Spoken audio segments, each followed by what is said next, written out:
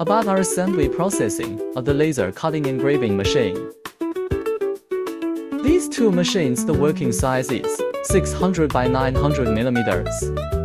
And this is the related laser kits, outer slider rail, with the single laser head.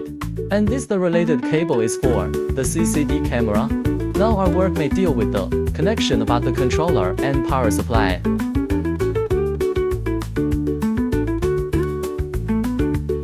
And this part for the power supply of the laser too.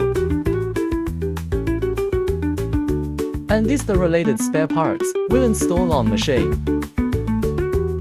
CCD camera and drivers. And the CCD controller from Ruida. And the three-phase of the motors, you can see they come from the Yako brand. The combined drivers also come from the Yako brand.